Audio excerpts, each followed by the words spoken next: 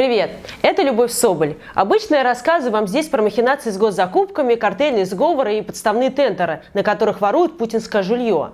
Но сегодня необычный день, точнее необычные несколько недель, в течение которых были задержаны почти 1500 человек, участвовавших в митингах по всей стране 5 мая. Задержаны 35 сотрудников наших штабов, 19 отбывают или уже отбыли административный срок.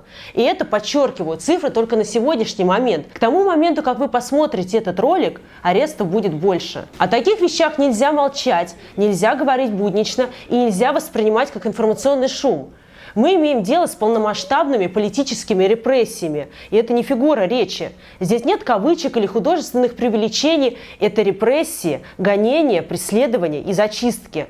Спланированная и скоординированная кампания по уничтожению наших с вами конституционных прав и свобод. Эта кампания инициирована лично Путиным, организована путем сговора беспрецедентного масштаба. В одной банде оказались следователи, судьи, полицейские, местные администрации и чиновники.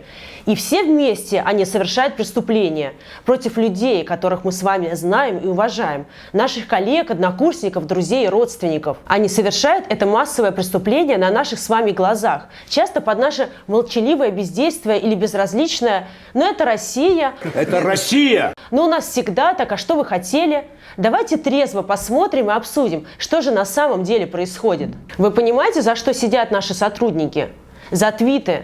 Сейчас на экране вы видите твит, за который дали 25 суток пресс-секретарю Навального Кире Ярмаш. Вот твит, за который сел Руслан Шевединов, пресс-секретарь штаба, на 30 суток. Следующий твит Сергея Бойко. 48 знаков, 6 слов, 30 суток за это. Вы видели, как задерживают этих людей? По закону им должны были принести повестку, пригласить на заседание в суд. Что же происходило на самом деле? Людей просто похищают. Вот видео. На улице Бойко схватили 4 полицейских и потащили в какой-то автобус, не сообщив даже, куда он едет. Еще видео. Александру Маслову, волонтеры и делегаты недавнего партийного съезда, пытаются вытащить из туалета в аэропорту. Они подкарауливают ее и ломают дверь. Будем преследовать террористов везде. В аэропорту.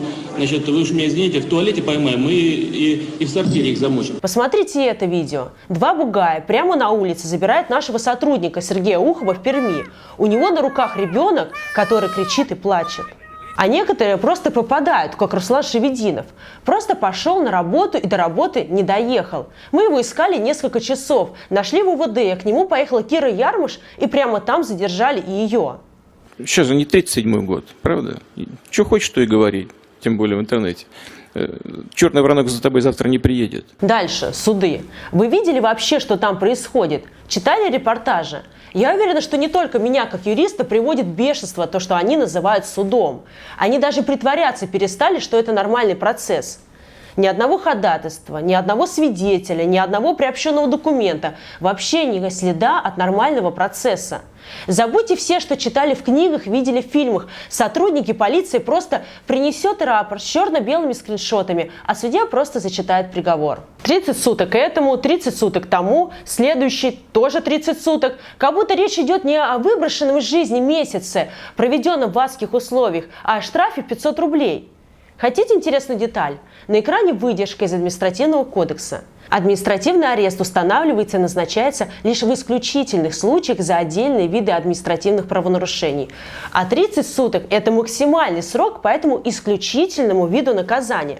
Вот этот твит, еще раз его показываю, это то, что, по мнению российского суда, заслуживает самого жестокого, исключительного наказания из всех возможных по закону. Бывший сенатор, обнюхавшийся кокаина и стреляющий из пистолета в гостинице в центре Москвы? Нет, тут ничего исключительного нет. Тут штраф. Я могу все равно сказать, что я не жалею об этом. Вы понимаете, что такое 30 суток ареста? Спецприемник – это вонючая тесная камера. Бывает сидит 4 человека, бывает 12. Пьяные водители, алкаши, наркоманы, бомжи курят везде, мыться только раз в неделю, туалет дырка в полу. Прямо в том же помещении, огорожена ширмочкой по пояс. Из развлечений ничего. В отличие от СИЗО, в камере нет не то что телевизора, даже розеток нет. Можно в передатчиках получать книги, но и здесь проблема. За весь срок можно передать только 30 килограмм посылок. посылок. Кажется, что это достаточно, но на самом деле весь этот вес очень быстро выбирается минимальными продуктами, книгами и водой. Да, там нет даже питьевой воды. И за что? По сути, за что все это издевательство? За то, что они вышли или даже просто сказали, что выйдут на улицу своего города мирно, без оружия, пройдут несколько сотен метров, ну или просто постоят на площади. Давайте называть вещи своими именами. Дело не в прогулке или площади. Дело в том, что эти люди говорят и думают. Они сидят за взгляды, за свои политические взгляды. За то, что отказываются признавать Путина своим вождем и царем. За то, что не боятся вслух сказать: Путин захватил власть и 18 лет ее не отдает. Его родственники и друзья за это время стали богатейшими людьми на планете. В стране разруха, нищета, а деньги уходят на войну и личное обогащение чиновников. Путин плохо управляет страной, мы хотим другого президента. Что бы ни происходило дальше, сколько бы ни было еще этих арестов, сроков и новых карательных законов, никогда не забывайте самого главного. Ни один человек не должен сидеть в тюрьме за свои политические взгляды. Ни один человек не должен быть лишен свободы за то, что вышел на улицы своего города. Никто не может запретить думать, писать и говорить о недовольстве властью. Свобода человека первична. Презирать воровскую власть не преступление. Преступление – это воровской властью быть. Преступление под подложным предлогом запрещать людям собираться на площади, составлять протоколы и возбуждать дела на основании выдуманных фактов преступления, закрывать глаза на сфабрикованные материалы и принимать решения по телефонному звонку – также преступление. Мы уверены в своей правоте. Мы уверены, что рано или поздно мы победим в этой неравной схватке, потому что на нашей стороне правда.